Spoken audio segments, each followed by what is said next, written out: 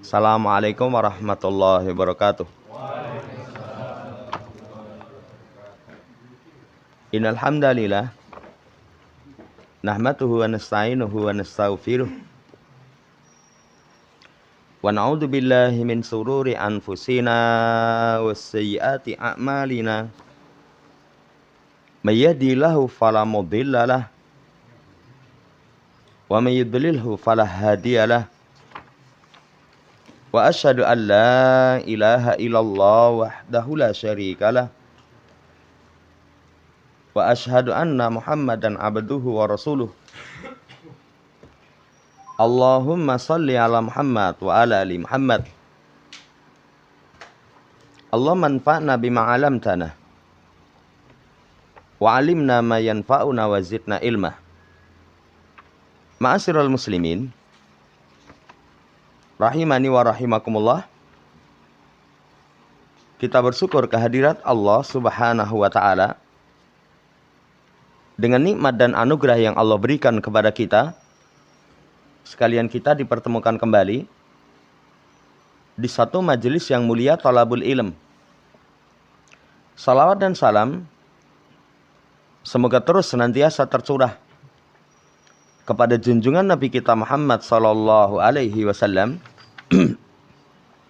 keluarganya, para sahabat, dan kepada segenap kaum muslimin yang menjadikan beliau sebagai panutan dalam mengarungi kehidupan dunia hingga datangnya yaumul qiyamah. Ma'asyiral muslimin rahimani wa rahimakumullah. Melanjutkan pembacaan kitab Bulughul Maram karya Al-Hafidz Ibnu Hajar Asqalani rahimahullah ta'ala. Masih di kitab Thaharah di bab tentang al-ghusl, mandi. Dibawakan hadisnya Aisyah semoga Allah meridainya, beliau berkata, kuntu aktasilu ana wa Rasulullah sallallahu alaihi wasallam min ina'in wahidatin tahtalifu aidina fihi minal janabati, muttafaqun alaih. Nanti dalam riwayat Ibnu Hibban, wataltaki aidina, aku mandi bersama Rasul sallallahu alaihi wasallam dari satu bejana. Jadi embernya cuma satu. Kemudian tangan kami ini itu bergantian mengambil air. Itu mandinya mandi junub. Nanti kalau dalam riwayat Ibnu Hibban, terkadang tangan kami itu bertemu. Artinya senggolan dalam bejana tersebut. Hadis ini riwayat Imam Bukhari, Imam Muslim dalam kitab sahih keduanya. Apa pelajaran dari hadis? Pertama, wajib mandi junub itu bagi laki dan perempuan. Mandi junub itu kemarin sudah diterangkan, keluar mani dalam keadaan mimpi ataupun dikeluarkan. Yang kedua, hubungan suami istri timba masuk sumur. Walaupun tidak keluar mani, maka wajib mandi junub. Ini yang pertama. Yang kedua, mandinya seorang perempuan dan suaminya dari satu wadah itu tidak mempengaruhi kesucian air. Tidak mempengaruhi kesucian air. Walaupun cuma satu wadah. Ini diperbolehkan. Yang ketiga, jamaah hormati, seorang yang junub meletakkan tangannya di air itu tidak mempengaruhi kesucian air. Walaupun kemarin sudah disampaikan, kalau awal mandi tangan dipakai untuk menciduk itu basuh dulu. Kemarin kita kasih contoh, kalau basuh, misalkan ini ember, miringkan dulu. Tuangkan airnya, basuh dua telapak tangan. Bersih, itu dipakai untuk menciduk, maka tidak mempengaruhi kesucian air. Pelajaran yang keempat. Dari hadis ini, Kata Syekh Abdullah Basam, boleh suami istri itu saling melihat aurat pasangannya. Ini diperbolehkan. Karena nanti dalam ayat walladzina hum li furujihim hafidun illa ala azwajihim aw ma malakat aymanuhum fa innahum ghairu malumin. Sifat orang yang beriman itu mereka menjaga kemaluan kecuali kepada istri-istri mereka atau budak yang mereka miliki. Jadi kalau laki dan perempuan, suami istri, itu nggak ada batasan aurat.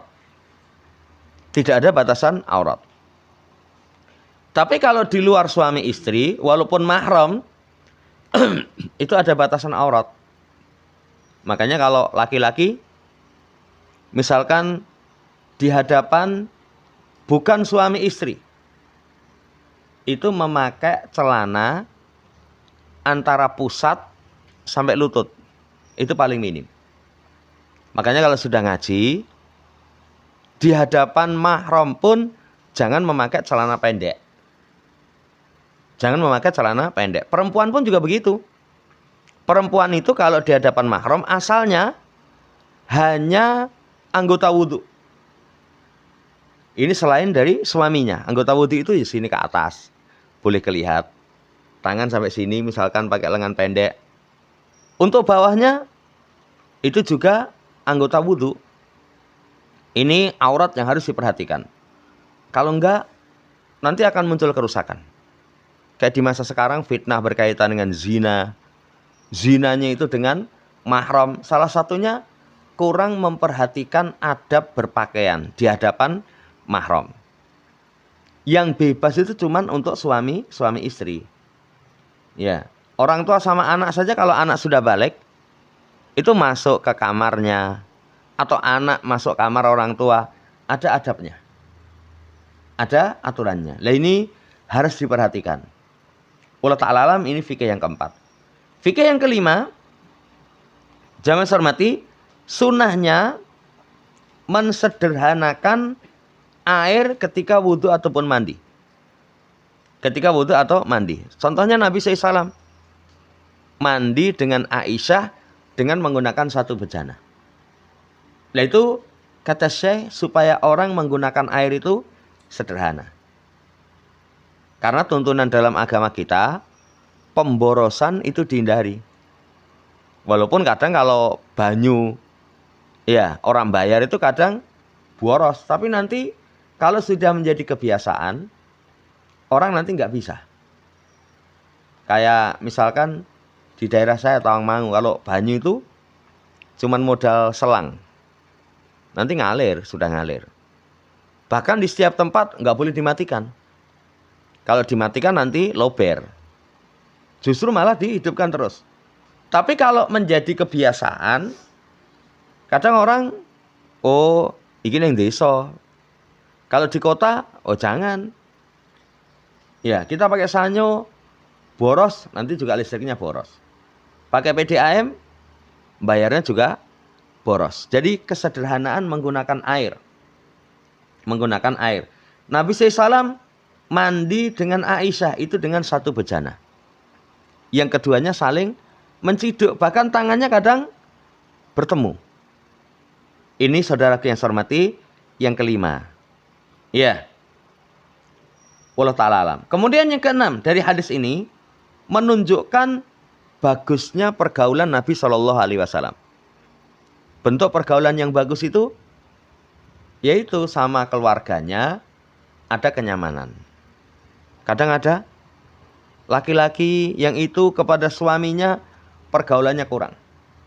Nganggur, bojone lunga ora gelem ngeterke misalkan. Padahal nganggur.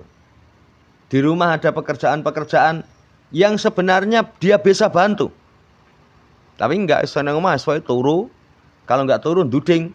Kopi. Joki. Singgane. Padahal dia punya kemampuan. Nabi kita Muhammad SAW itu dalam rumah fimih nati ahli. Itu beliau khidmat kepada keluarga. Urusan dirinya sendiri kalau beliau mampu, beliau lakukan. Ini fikih, menunjukkan Nabi SAW itu luar biasa. Pergaulannya kepada keluarga. Pergaulannya kepada keluarga ini luar biasa. Lah kayak seperti ini.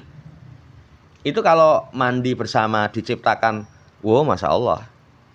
Keharmonisan rumah tangga itu bisa mungkin bertambah. Ya. Ini wallahu ta'ala alam. Jamaah hormati, hadis ini juga menjelaskan kepada kita, utamanya istri Nabi lebih khusus Siddiqah binti Siddiq, Aisyah radhiyallahu ta'ala anha. Beliau itu yang menyampaikan kepada kita tentang keadaan-keadaan yang bersifat tersembunyi. Coba kalau misalkan di rumah, tanpa Ibunda Aisyah, siapa yang menyampaikan? Orang luar nggak tahu. Dan ini keadaan-keadaan seperti ini disampaikan kepada kita. Luar biasa. Istri-istri Nabi SAW, lah termasuk salah satunya Ibunda Aisyah ini paling banyak meriwayatkan hadis Nabi SAW. Jasanya kepada Islam dan kaum muslimin itu sangat besar. Makanya jangan heran kalau orang Syiah itu berkeinginan keras untuk menjatuhkan Ibunda Aisyah karena beliau salah satu panji yang membawa syariat. Jadi metodenya orang Yahudi itu, kalau pengen menghancurkan satu aturan, pembawa syariat itu dijatuhkan. Supaya nanti syariat menjadi hilang. Wallahu ta'ala alam, ini hadis faedahnya seperti itu. Kemudian, hadis setelahnya, ini hadis yang lemah, kita cukupkan dengan hadis yang sahih. Berarti seputar mandi selesai. Masuk setelahnya bab tayamum. Apa itu tayamum? Tayamum itu pengganti seseorang ketika tidak ada air, atau terhalang menggunakan air, atau khawatir menggunakan air. Contoh mandi. Dia wajib mandi junub. Nggak ada air. Maka cukup tayamum. Atau kedua, terhalang menggunakan air. Terhalang menggunakan air itu misalkan kayak seseorang yang terkunci di dalam kamar. Tidur, terkunci dalam kamar, sudah masuk waktu sholat. Di kamar nggak ada air. Maka itu cukup tayamum. Yang ketiga, terkena air mendapatkan bahaya. Terkena air mendapatkan bahaya. Ada sakit-sakit tertentu misalkan kena air sakitnya semakin parah. Itu cukup tayamum. Yang keempat, khawatir terkena madorot ketika menggunakan air. Misalkan dingin sangat. Kalau kita menggunakan air khawatir nanti terkena madorot. Nggak ada alat untuk menghangatkan air. Maka cukup tayamum. Ini menunjukkan betapa syariat kita ini memberi kemudahan. Lah, tayamum itu nanti ringkas sekali. Niat dalam hati, membaca basmalah. Setelah itu tepukkan sisi bumi. Sisi bumi itu bisa tanah, pasir, batu, dinding, sisi bumi. Tepukkan sekali, ditiup. Usapkan wajah. Kemudian punggung 2 telapak tangan. Cuman 1 kali tepukan. Nanti akan diterangkan dalam hadis. Lah, fungsi tayamum ini tadi kita sampaikan bisa pengganti mandi junub. Ketika 4 tadi nggak ada air, terhalang menggunakan air, sakit nggak boleh kena air. Yang keempatnya, menggunakan air mendapatkan bahaya. Atau bisa pengganti wudhu. Wallahu ta'ala alam, ini berkaitan dengan tayamum. Dibawakan hadis yang pertama, hadisnya Jabir. Nabi SAW berkata, "U'titu khamsan lam yu'tahunna ahadun qabli." Diberikan kepadaku 5 yang tidak diberikan seorang pun sebelumku. Pertama, nusirtu birru'bi masirata syahrin.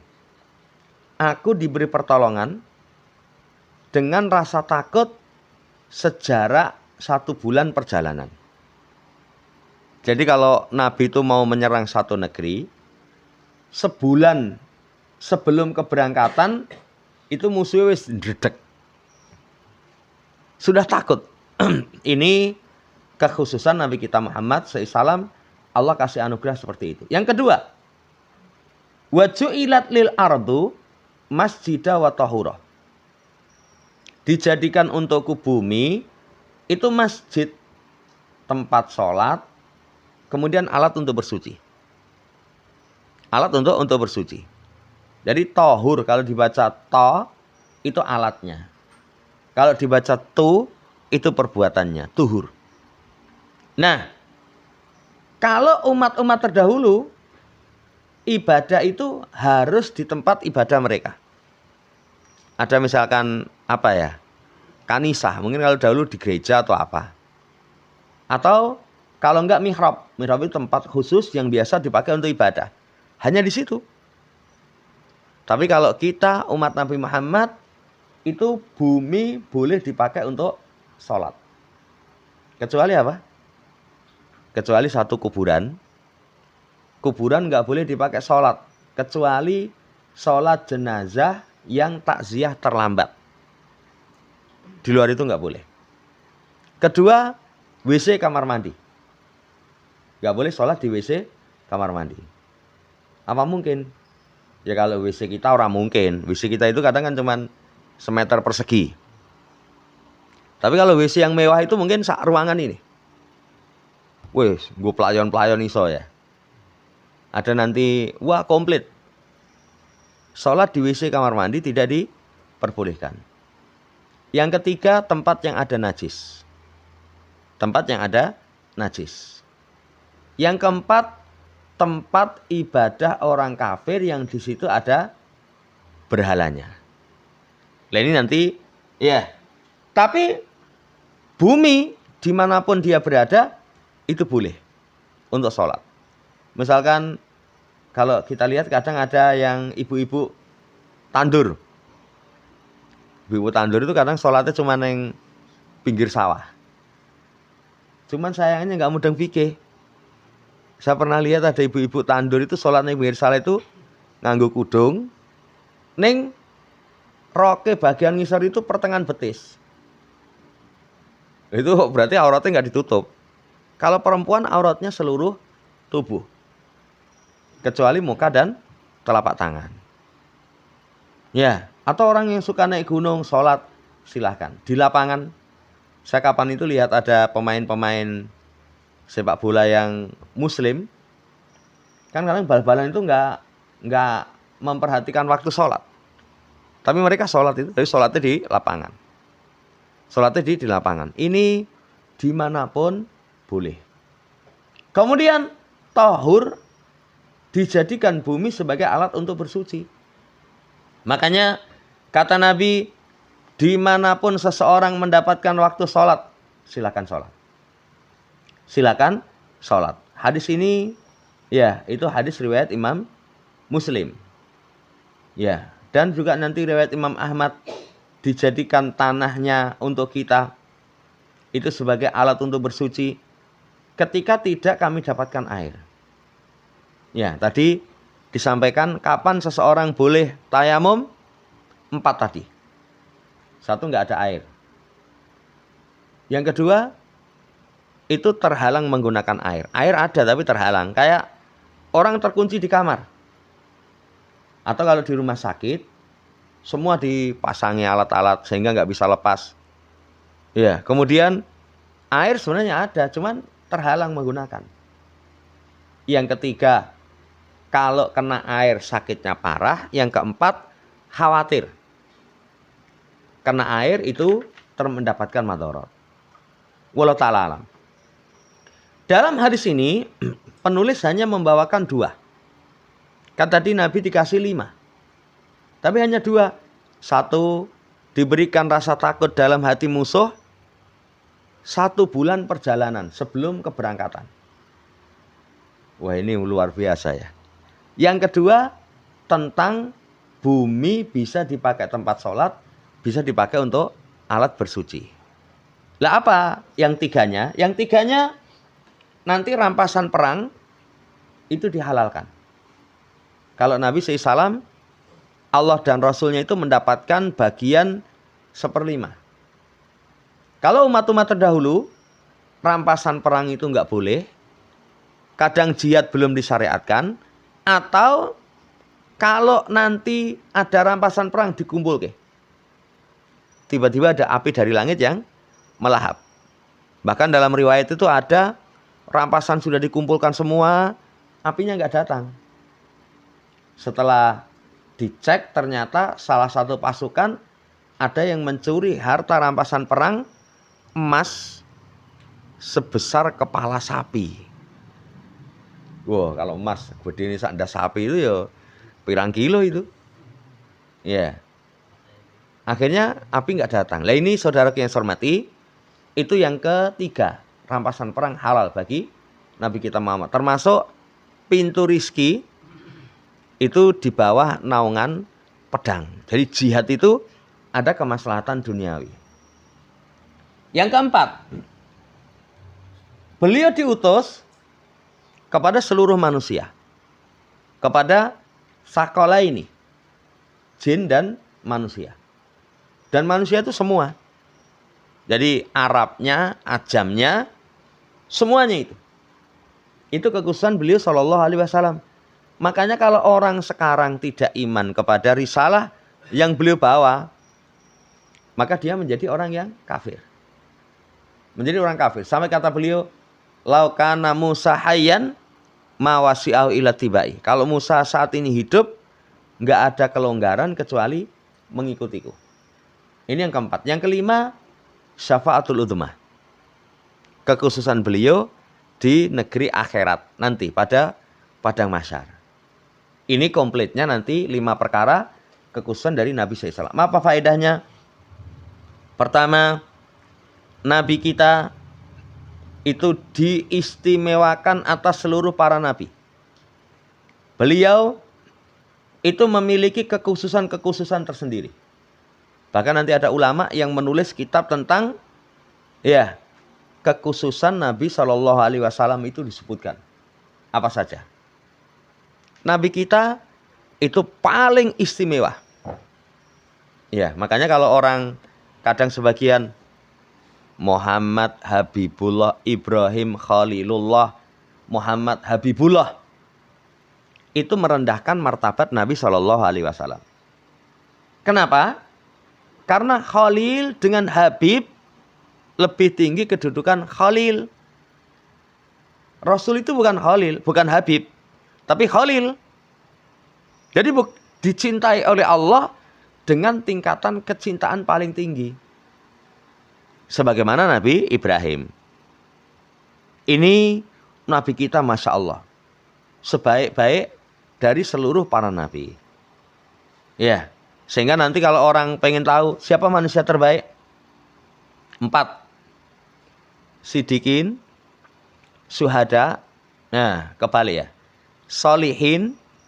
Syuhada. Sidikin. Anbiya. Kalau kelasnya manusia secara umum, itu hanya bisa sampai tingkatan sidikin. Solihin itu orang yang menunaikan haknya Allah dan haknya makhluk. Orang yang soleh. Syuhada, orang yang mati syahid.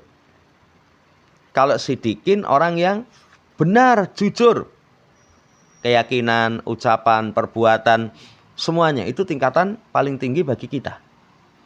Di atasnya para nabi.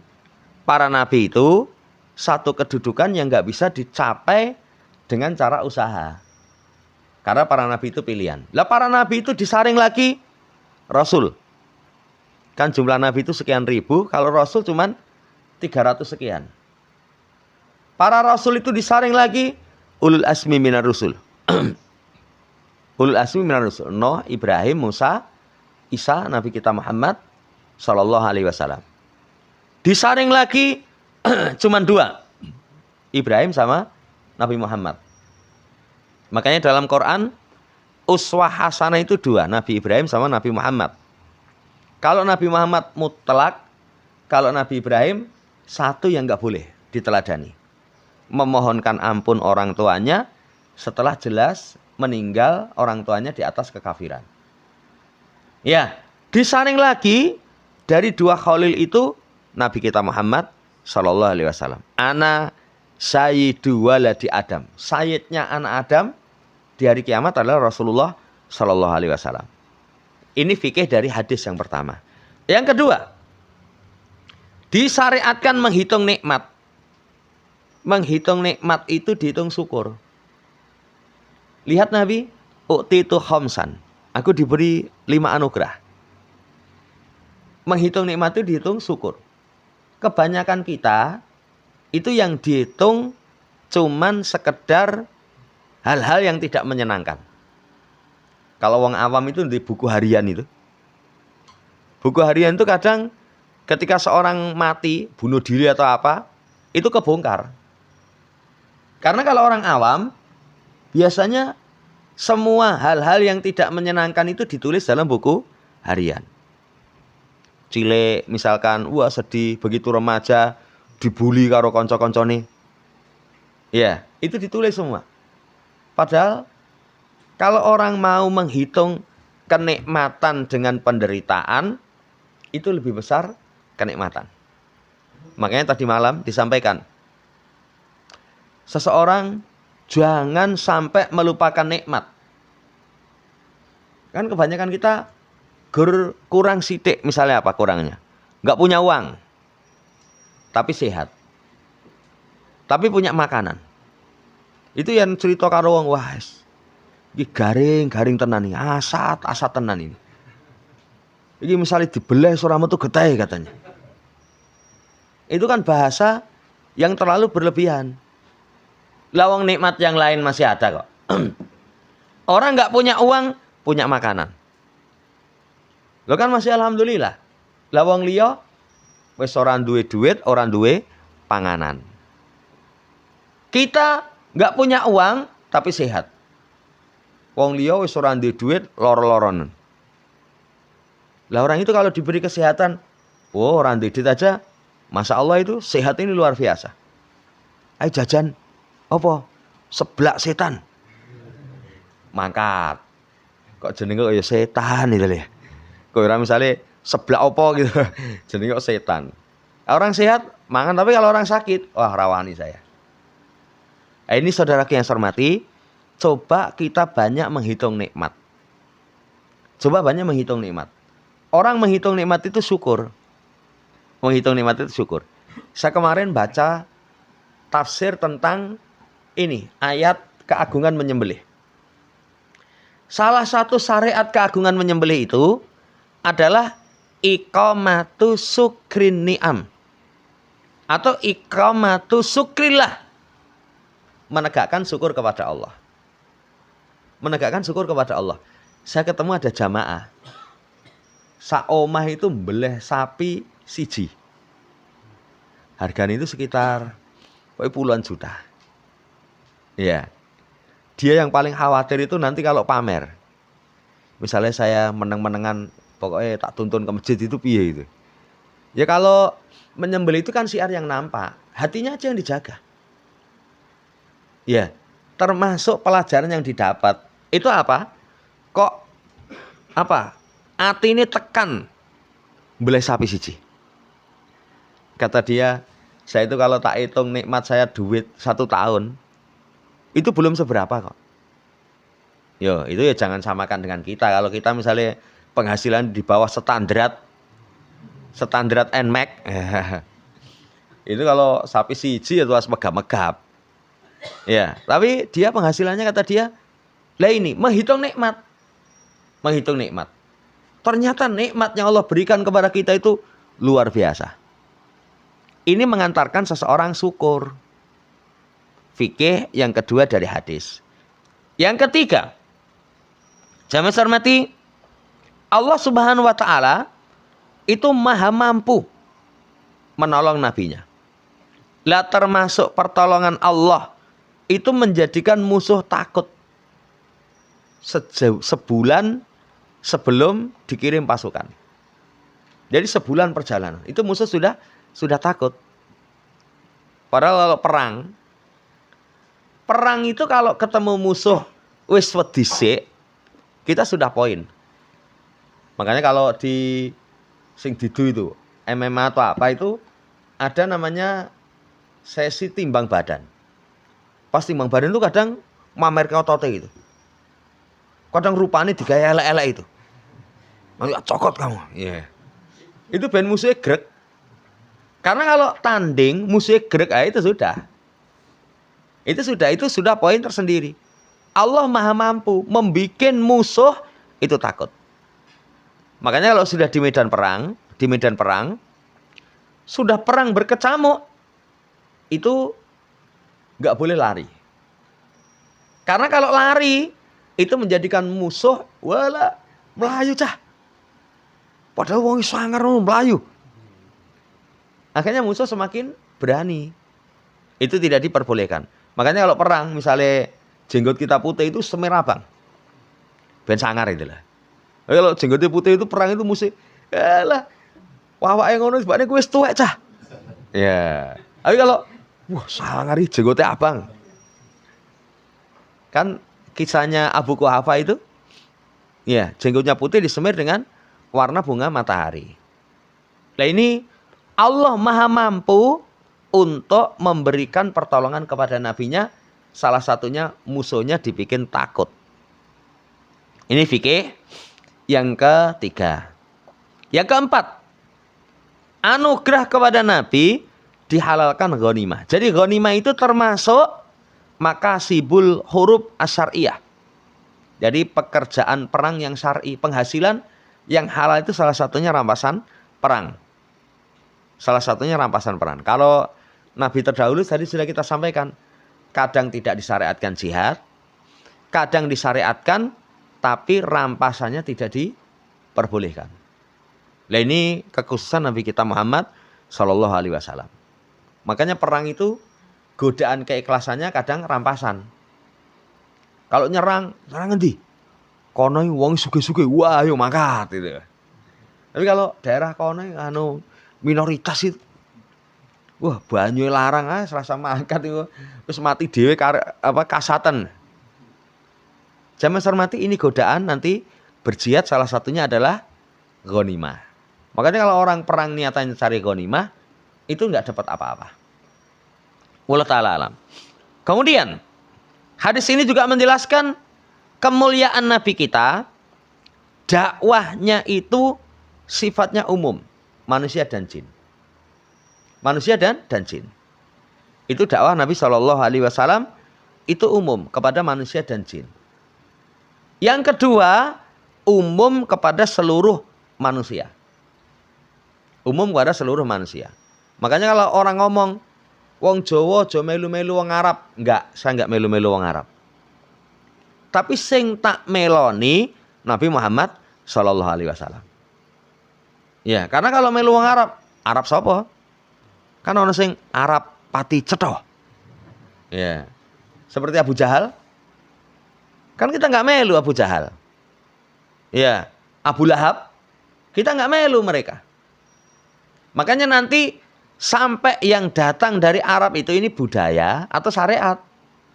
Kalau syariat kita pegangi. Tapi kalau budaya enggak. Ini saudaraku yang saya hormati, kemuliaan Nabi kita Muhammad dakwahnya umum. Jin dan manusia, kemudian seluruh manusia sampai hari kiamat. Lah kok itu kemuliaan? Lah kalau dakwahnya umum jin dan manusia, ganjarane berarti gede banget.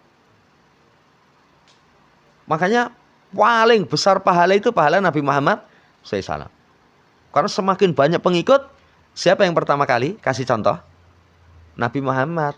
Siapa yang mencontohkan kebaikan, maka dia akan mendapatkan pahala orang yang mengikuti tanpa mengurangi pahala mereka. Ini kemuliaan Nabi kita Muhammad Shallallahu Alaihi Wasallam. Kemudian Allah Subhanahu Wa Taala kala kesempurnaan keutamaan Nabi yang mulia ini akan dinampakkan sampai hari kiamat. Akan dinampakkan sampai hari kiamat. Ya. Ini jamaah hormati bagi Nabi kita Muhammad SAW. Kayak tadi diutus kepada seluruh manusia sampai hari kiamat. Kemudian bumi dijadikan sebagai tempat sholat, alat untuk bersuci sampai hari kiamat. Ini anugerah luar biasa kepada Nabi kita Muhammad SAW. Lah, setelah nanti masuk padang mahsyar, beliau memiliki keistimewaan khusus yang disebut dengan syafaatul udma. Syafaat supaya segera ditegakkan hisab. Itu milik Nabi kita Muhammad Sallallahu Alaihi Wasallam. Yang lain nggak punya. Makanya manusia itu saking dahsyatnya hari kiamat mendatangi Nabi Adam. Adam, kamu manusia pertama. Disebutkan keistimewaan. Minta sama Allah segera ditegakkan hisab. Kata Adam, jangan saya. Kemudian kamu kepada Nuh. Nuh juga beralasan jangan saya. Kamu kepada Ibrahim. Ibrahim beralasan jangan saya. Kemudian Ibrahim kata Ibrahim kepada Musa. Musa juga beralasan jangan saya. Kata Musa, kamu kepada Isa. Isa mengatakan itu bukan hak saya, haknya Muhammad Sallallahu Alaihi Wasallam. Ini fikih yang ke jamaah hormati 6. Yang ketujuh, bumi itu bisa dipakai untuk sholat, bisa dipakai alat untuk bersuci. Tadi sudah kita terangkan. Makanya nggak ada alasan orang wis sholat dhuwur apa urung? Wah, munggah gunung ya. Munggah gunung. Jadi masuk waktunya sholat dhuwur nggak sholat. Alasannya nggak ada air. Cukup tayamum. Orang no masjid itu. Kalau di tengah hutan ono masjid, itu masjidnya sopo? Ya nggak ada masjid. Itu dimanapun kalian itu bisa sholat. Ini yang ketujuh. Yang ke-8, saudaraku yang saya hormati, Allah Subhanahu wa Ta'ala memberi kemudahan kepada Nabi dan kepada umatnya. Makanya Islam itu agama yang memberi kemudahan. Jangan dipersulit. Jangan dipersulit. Mandi junub nggak ada air atau 4 tadi alasannya. Itu cukup tayamum itu. Padahal kalau tayamum, kalau adus berapa menit kita mandi? Ya, itu mandi itu kalau mandi cawe wedok itu setengah jam. Ya. Itu luluran bar luluran dinengke lengan-lengan nang kamar mandi. Baru lagi metu, sing ngenteni nganti keturun. Tapi kalau wong lanang taruhlah 1/4 jam 20 menit. Tapi kalau tayamum cukup niat, baca bismillah, tepuk, tiup, usap wajah, punggung 2 telapak tangan. Wes selesai. Nah ini kemudahan syariat kita. Makanya orang muslim itu bersyukur kepada Allah. Diberikan agama yang demikian memberi kemudahan. Memberi kemudahan. Bukan agama yang mempersulit. Ya, nanti kalau selain syariat Nabi kita, wah, wangel rekoso. Kayak di agama tertentu itu, cerai nggak boleh. Padahal kalau dalam Islam, cocok tenan, piye? Boleh cerai. Itu diperbolehkan.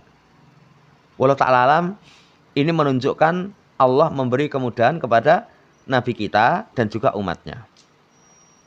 Kemudian dari hadis ini juga asalnya bumi itu suci. Makanya boleh sholat, boleh tayamum.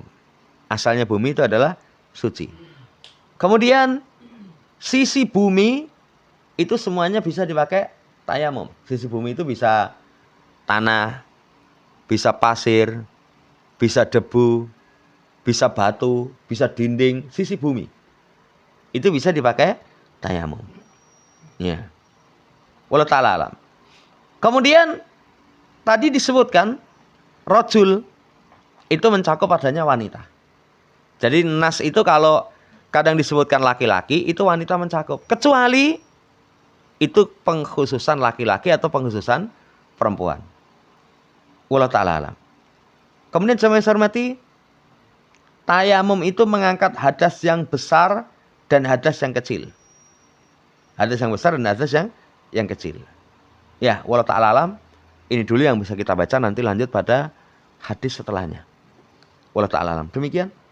Sebelum ditutup, barangkali ada yang tanyakan. Kalau bisa kita jawab.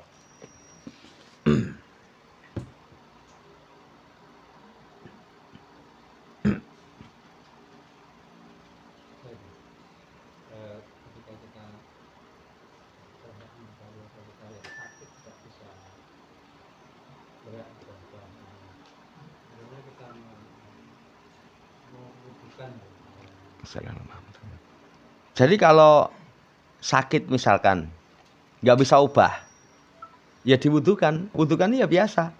Basuh dua telapak tangannya, diniatkan. Kemudian nanti dibersihkan mulutnya. Bersihkan mulutnya. Kemudian hidungnya, ya diwudukan kayak mandikan jenazah itu loh. Itu kalau masih bisa menggunakan air. Tapi kalau enggak, ditayamumkan. Wallahu ta'ala alam. Jadi tadi disampaikan. Tapi kalau dia nggak bisa gerak, kemudian dia sendiri waktunya sholat nggak mampu untuk berwudu karena nggak ada yang nungguin. Berarti cukup dengan itu tadi, tayamum. Tayamum nanti seperti itu. Wallahu ta'ala alam. Jadi kalau masih bisa menggunakan air diwudukan. Seperti memandikan jenazah itu. Wallahu ta'ala alam.